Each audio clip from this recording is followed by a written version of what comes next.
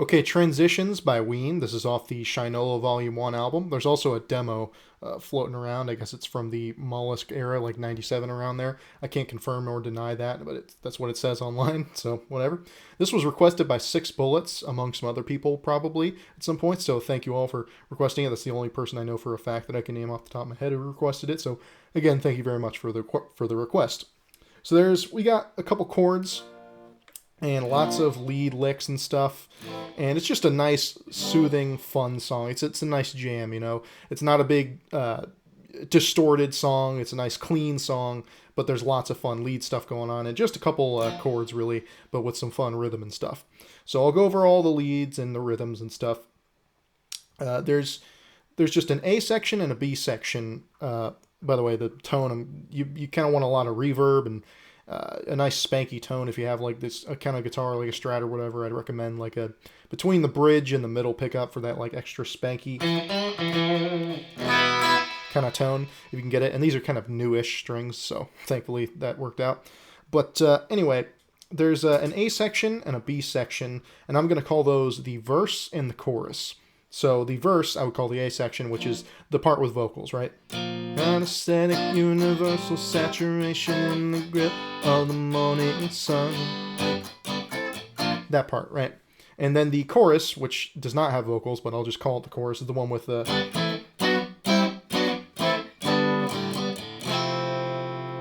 So, yeah, there's that, and there's the fills in there. And in terms of leads, in terms of rhythm, there's just that, and then there's a little thing at the end. That's mostly what it is in terms of rhythm parts. And in terms of lead, there's a couple different parts. There's the intro, that sort of iconic intro, which is great, which gets reintroduced in the main solo and varied upon, which is awesome. So there's the intro, the fills in the first chorus, the second verse fills, the second chorus fills, and then there's the whole main solo, which is pretty long. But we'll go over all that. So first, let's go over the chords. This is for the A section, but just the chords. I also want a lot of like reverb, as I said, but on your lead tone, I recommend some like delay, which I can't really turn on at the moment because it wouldn't work out too well. But anyway, so the chords these are just bar chords. We got a B flat major, A minor, and G major. That's for the main. That's for the main part, right? And I'll go over how I play it, but those are the chords. You can also turn this A minor, but again, I'll get to that in a second. So for the B section, it's just G, A minor. Instead of B flat major, you're going to play B minor, B natural minor, then C major, then back down. And then there's this F major 7. I'll get to how I play it, but you see I've got my thumb on the bass note there. What you can do, if this is it's just an F major, but you got that high E open there, high open E. Right, and you just play it over C, so you don't have to have this bass note in here, but I like to throw the bass note in there if I can, right, so with my thumb. But if you don't want your thumb going on there, you just play it, right. And then the ending, no real new chords, but we got this B flat. This is after the last chorus, the last verse, I should say. So everything slows down, and then just lots of empty space. A minor or A minor 7, and then the little synth lick there. Just ends on a G. Let's get to the finer details of that, but those are just the basic chords. So for this verse, so that's the rhythm, right?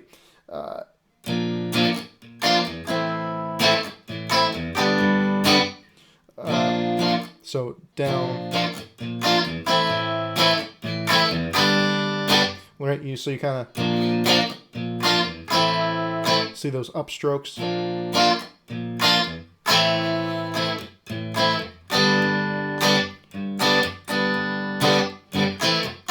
And then that little shift there, going up there, very staccato, right?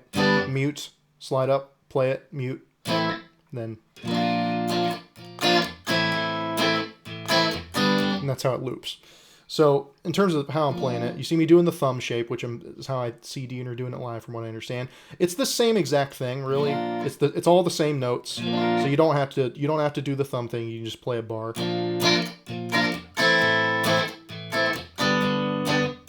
It's the same thing either way. So whatever works for you. And what you really want to do is emphasize the A through G strings and also kind of the B string. You'll hit those other notes. I think he's hitting all of the strings on these chords at various points. It's just kind of hard to tell with the tone being all kind of verby and kind of low in the mix. Not really low, but a little drowned out because there's also keyboards and stuff. So, but you want to emphasize the sort of A through G strings. But you will probably occasionally, as he does on the record, he does occasionally hit those higher strings and possibly the low E, but it's kind of hard to tell, again, because of the tone and everything.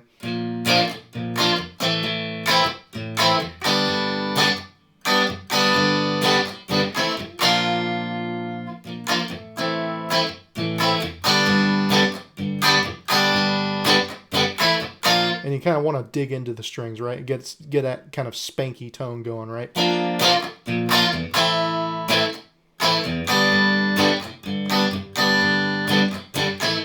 But again, have some dynamics in your playing. You don't want to just go.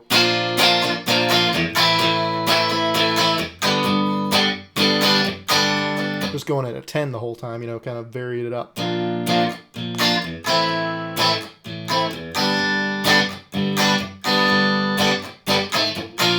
Right, so cool stuff. Now, for some of that, you may have seen me doing the 7th there, an A minor 7, which again, I play this. I think this is how Diener plays it live. I don't know if he's adding the 7th there, but he does at least this, right? So you can just, again, do that like this, A minor 7 bar chord. He may or may not be playing that on the guitar, but there at various points you can definitely hear the keys adding that 7th, that minor 7th in there on the A minor. I don't know about the B flat, but definitely on the A minor. You can hear him adding that 7th, and you can hear it on the G, so it turns it into a G dominant 7. And again, you don't have to do that. I tend to not do that necessarily on the G, but I do tend to do it on the A. I just think it sounds pretty neat.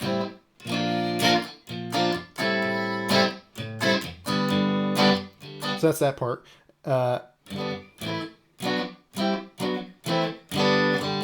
Now we can also, for this part, you can also sort of play these second inversion things on the open strings here. The D, G, and B strings. You can play... if you want to, you can do that. I would say, if you got 2 guitar players in your band and you're covering this song, you might as well have one guy do the... And then you can do the...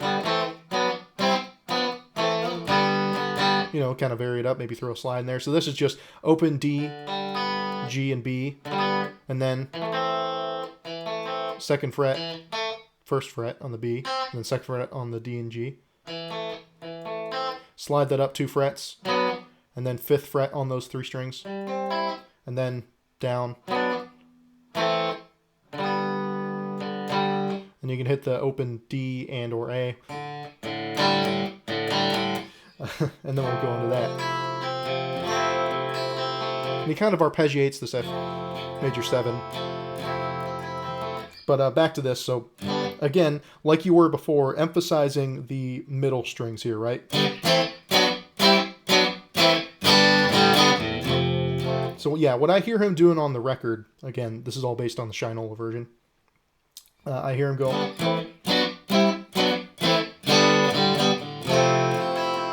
I hear him doing that with, you can really hear him sort of attacking it.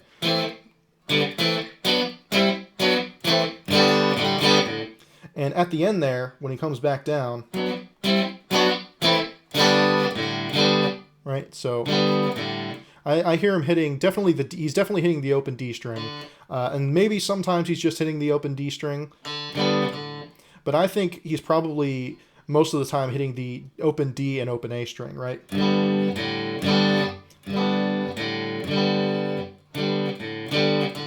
And then I think he's just hitting those strings again to transition into this F major 7. Right, so...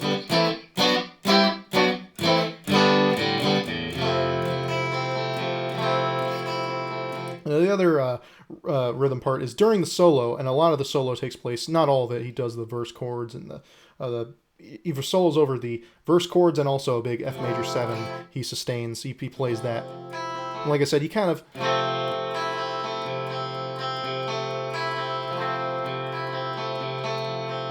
arpeggiates that F major 7. And at some point during the solo, he might be playing it... I don't know if he's got the open A string, so it's like an F major 7 over A. You would do that. I would recommend doing this because he does have his pinky there. He adds the 9th of that major 7th chord. And a little pull off there on the 3rd fret of the high E. Right, so...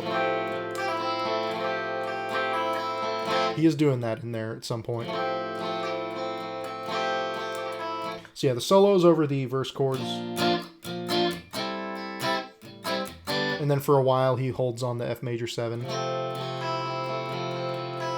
And again, if you want to.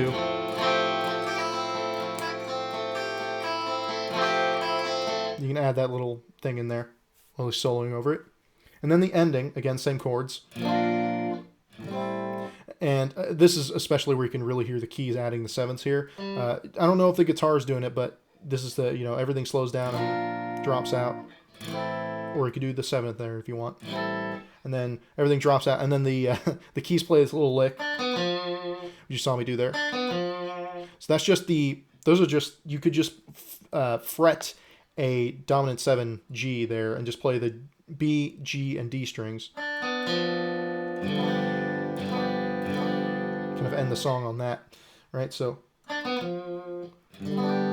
he's definitely, you can just play a normal G there at the end. I think, if I'm hearing it right, I think one of the rhythm guitar very faintly is hitting a G major 7, which is, and then I think he kind of mutes that higher note because it's the rub between the flat 7 and the major 7. It's pretty dissonant. So, on a G7 or a G major 7, whatever you want to do. I would just end it on a G to be safe. And there's a little other lead guitar part which just goes.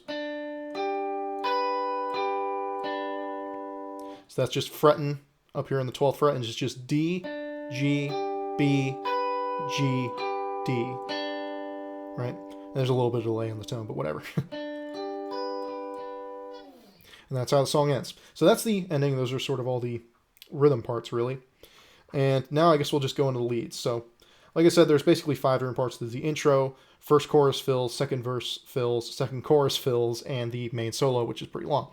So let's go over the intro, again, the kind of iconic intro. Might as well throw on reverb. It doesn't really affect anything, but...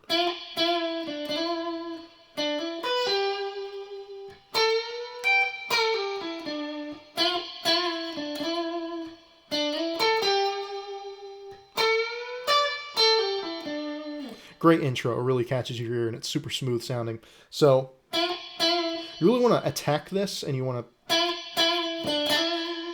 have a nice attack going again with this kind of plinky, twangy tone. It adds a lot of personality to the playing, and it really makes the guitar, even though it's kind of a soft, clean tone, it makes it jump out. You don't want to play it too wimpy.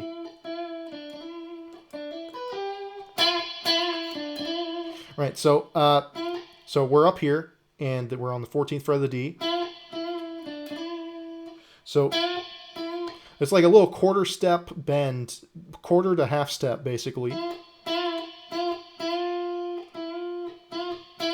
So you're going to bend it up, mute it, and then do it again without muting it, then bring it back down. I don't know if he's hammering on there, but that's what I like to do. But you can also just, and then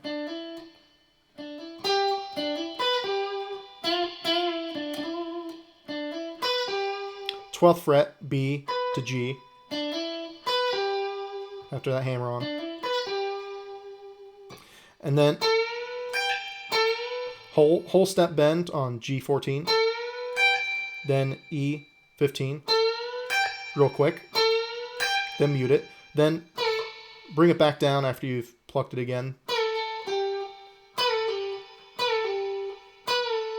and pull off to G12, then 14 to 12 on the D. Then do it again, and then, right, so just, instead of just playing the 14, the G. And then he's going to do same exact rhythm and everything, but instead of hitting the high E, you're going to hit the 15 of the B string. And this time, he doesn't really have that pre-bend. I think he basically starts it at least a little bit lower, basically to where it's just, it's not bent at all after he pulls off there. So,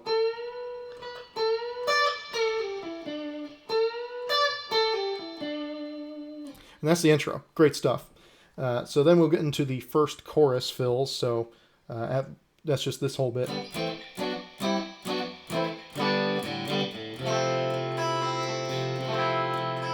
It's over the F major 7, basically, in that chorus part. So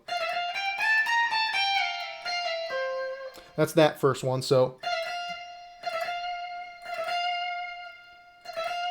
right, so we're up here. 13, 12, 13 on the high E.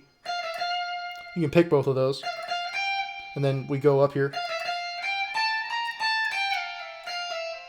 Right, so 15, 17 up there. And then I'm pretty sure he slides down there from the 15 to the 13.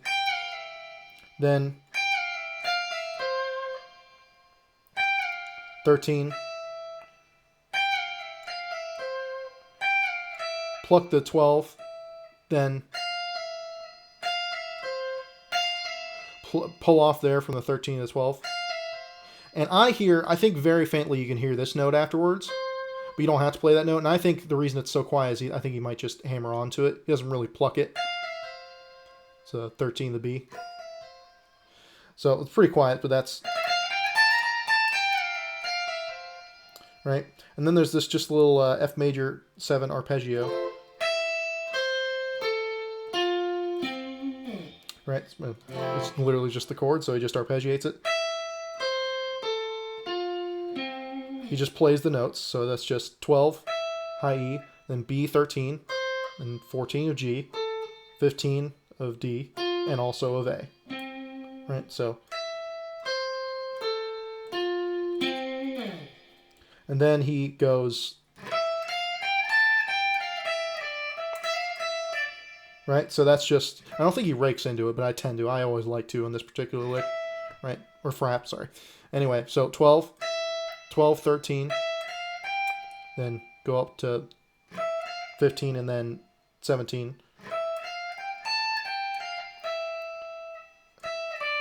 And we pluck all these, right? So... and then he does a little hammer on.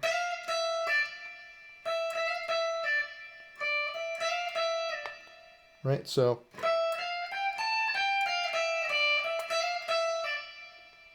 that's how I think he ends it. I think he just pulls off there.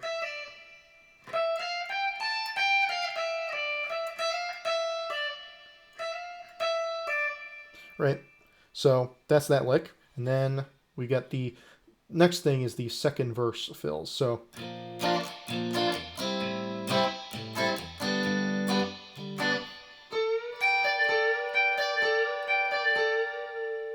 right? So that's the area we're in. So you're just going to be fretting the 15th of the top 2 strings, and then you're going to be bending up there full step. It's kind of in between it's like a 3/4 step or something, but in between half and full step.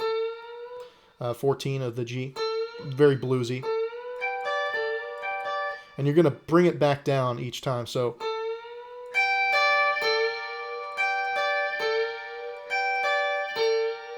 He does that 3 times.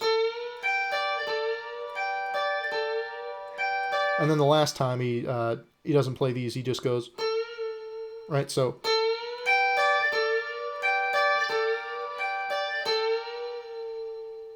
while holding those, letting those sustain, he bends up and then brings it back down, just lets it die out, right?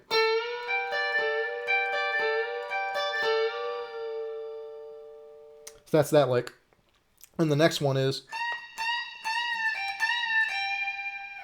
right? So we're up here, 17th. So we're just real choking the notes, right? We're just bending up, half step really.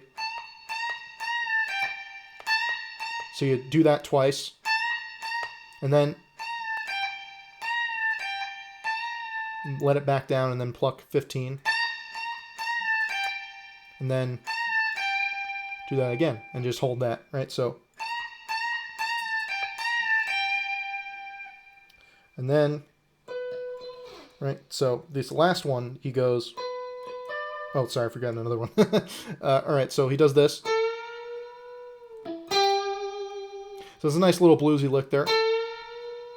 It sounds great with the tone because the note just kind of dies off after you start to bend it. So it's just a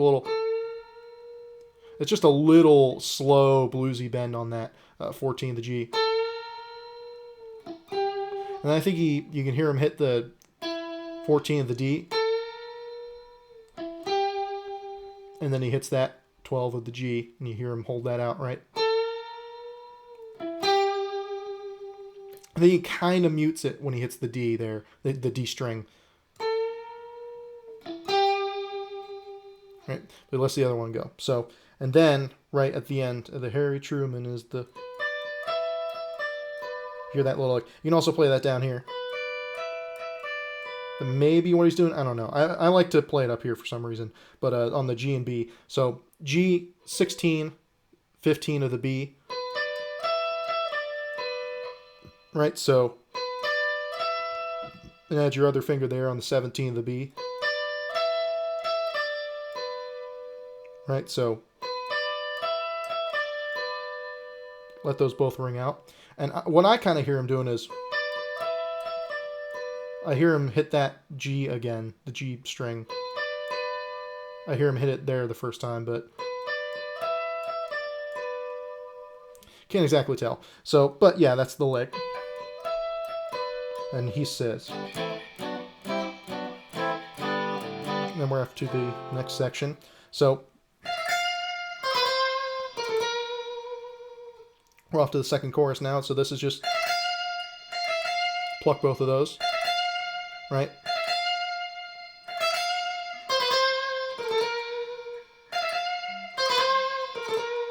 So it's just 12 to 13 on high E, and then B. And you could just slide down 2 frets and play this on the B. But for some reason, I like doing it on the G, just 15 to 14 to back. Right? And then this next lick's real cool. Right? So this little arpeggio here. So this is how I prefer to play it. It's in this position. So we got this 13, right? 13 of the E, 12 of the A, then D, what's that, 10? And then I prefer to fret it like this. Right, so 9, 10, 12 of the G, and then 10 to 13 on the B, then 10, 12, 10 of the high E,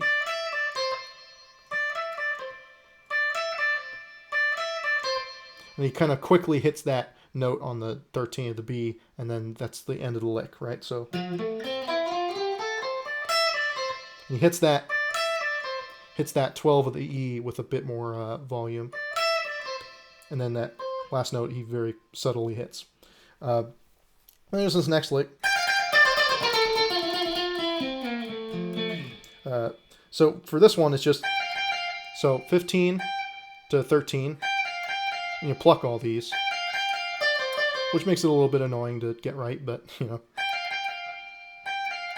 Then down 1 string, Now he's not alternating like he did the last two on this one. So this is G 15 to 14. He doesn't go, he just goes, if you listen closely, that's what he's doing, which kind of surprised me at first. But yeah, it's, right, so you hit that 3 times. And then, same kind of thing, but you actually do alternate it on the D string.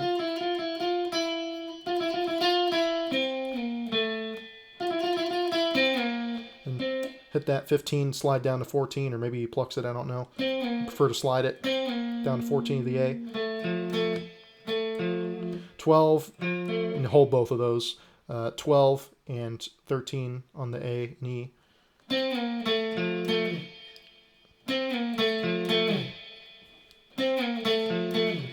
Right? So right after, and I like to slide down there, but whatever. And right after that, he goes into the main solo. And like I said, the main solo, it's pretty long, and it starts off with this variation on the intro, which is pretty awesome. So it's the exact same thing we went through in the intro there. That's the exact same. And then this is new. So this is just a little flick, hammer on, pull off. On 12 to 15 on the high E. Same thing on the B. And then 12 to 14 to back on the G. Now, there's a bit of a delay, so it actually sounds like he's kind of fluttering it twice, which is kind of cool. You can kind of mimic that with giving a little trill if you want to, but I'm pretty sure he's just doing 1 on the record. And I like to add some vibrato at the end of that just because it feels right. I'm not really sure if he's doing that. It just kind of sounds like the note dies out. Not really sure if he's doing that. But then we, again, do the similar intro thing, but it's a bit different. Right? So you're just doing that, but instead of on the D, you're on the G. Right? And then same pattern he did, but now it's just G string down to A string. So same thing on the D. Then I like to slide up. That kind of sounds like what it is to me, but he might just be hammering on, pulling off again on the A, 12 to 14, back to 12. And then there is kind of at least one sort of another overdubbed lead guitar, but it's super faint, and I'm just basing this on what the lead guitar does. What I'm bringing that up for is, like, I'm not doing any of that stuff. It just sounds like it's kind of random noodling that's super quiet. You don't need it, you know. But it sounds like, I don't know if the main guitar is doing this, but you can hear like a slide, like a slow little slide from 12 to 10 on the G right there, right before that lick. So if you want to include that, I kind of find myself doing that nowadays. But anyway, so this next part is just... Now for this, honestly, he just kind of alternates between 15 and 14 on the high E. And I never remember what the exact pattern is of how I do it. And it doesn't really matter, just alternate. You can go... whatever, it doesn't really matter to me. But just keep plucking those. I actually like to add a little trill towards the end of it. Something like that. It's just a little bit of fun, a little bit of flavor and spice, right?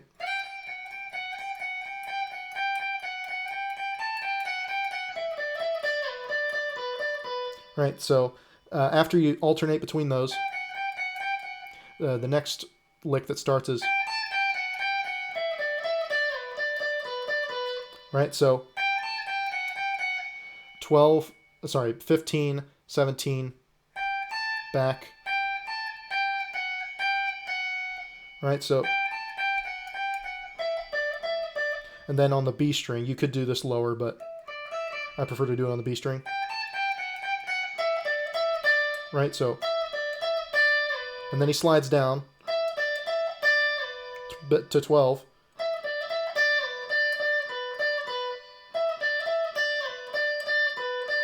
And then he hits that. And then he does this. Right, so...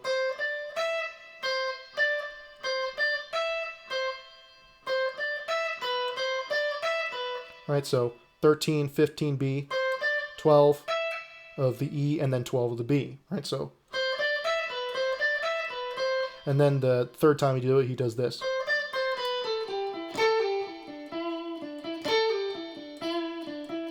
Right? So, up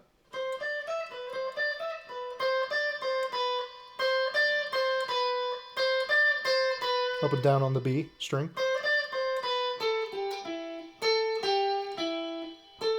And then he goes. Right, so pull off there.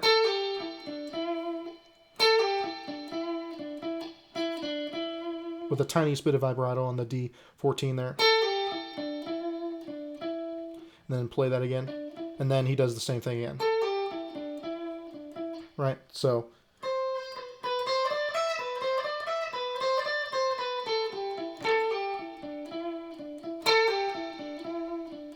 And then he ends it by going 12 of the D there. And then it leads us into this last kind of part. Sorry.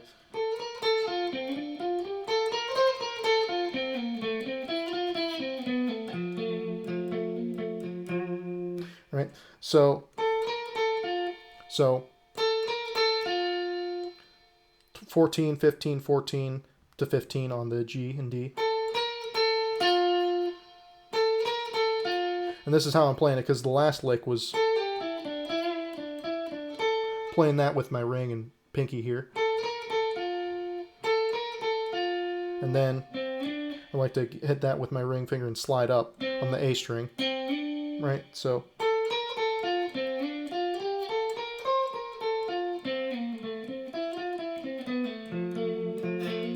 Right, so that's slide up. And pick both of those in the D. And then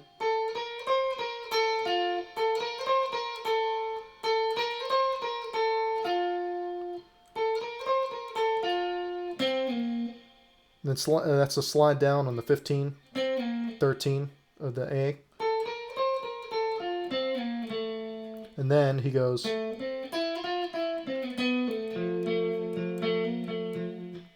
Right, so that's.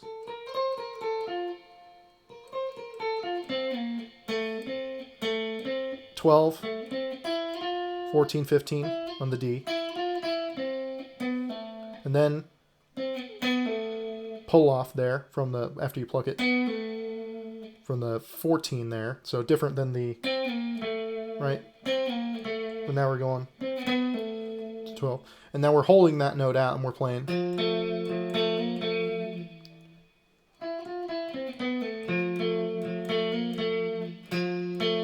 This is on the 13 and 12 of the low E and high E and A respectively.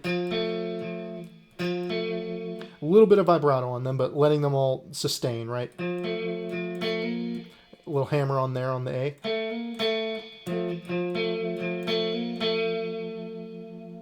And then just letting those ring out. And then plucking that low E string again. Now you also hear, and this I think is like the other overdub guitar getting really loud, but you hear a low F note there, and I just approximate that by hitting that again. I just hit that again a little bit harder. And then we get to the last kind of couple licks here.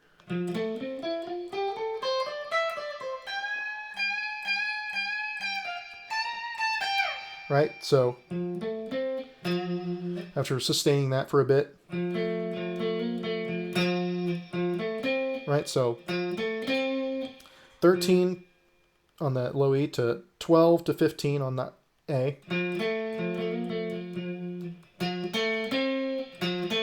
And then 14, 15 on the D. And 12 to 14 on the G. 13 to 15 on the B.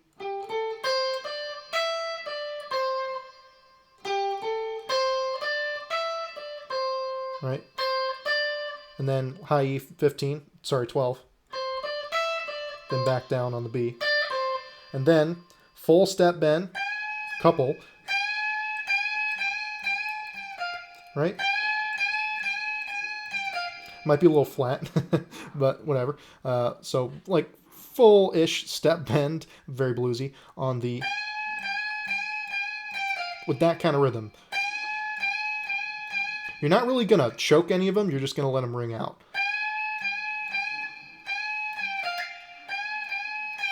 and then pluck that and let it down.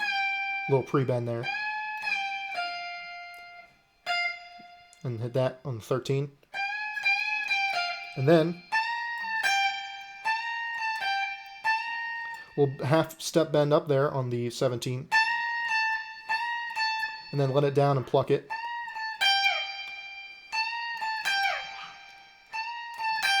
And then the last note you just slide down, you pluck 15 of the high E. And I tend to slide down after that. I also tend to like to go, right, I like to add that little flat 7 of the G there. Little hammer on there, but that's not on there. I just like to add that. So that's pretty much it. And one last thing I'll say on this giant lesson is that for soloing here, a lot of it, you know, for a lot of the solo, he's soloing over an F major 7. So of course he just straight up does arpeggios. He does lots of stuff centering on the F and playing lots of pretty stuff, right? But if you're soloing over this kind of a progression, where it's, you know, it ends up in G major, but we've got this B flat, which is sort of borrowed. It's basically borrowed from F major rather than G minor, even though a lot of the, it's, you know, it's the 3 chord of G minor, so you can throw a lot of, that's why he throws in a lot of like plays with the minor and major 3rd there. That's why he does a lot of those licks. That's why it's helpful to kind of know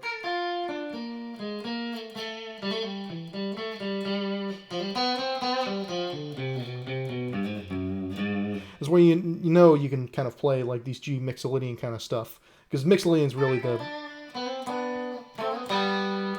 because we got that flat 7 there with the F. It helps to kind of be like, okay, I can get some G mixolydian stuff, and throwing in that with that bluesy 3rd, right?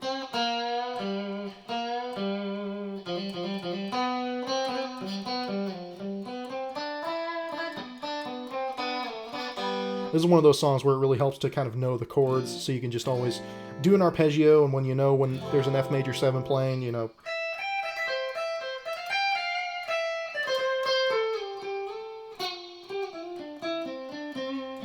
You know what to solo over, and you know what to focus on, you know the chords and everything. So that's that. Thank you for watching this lesson, and take care.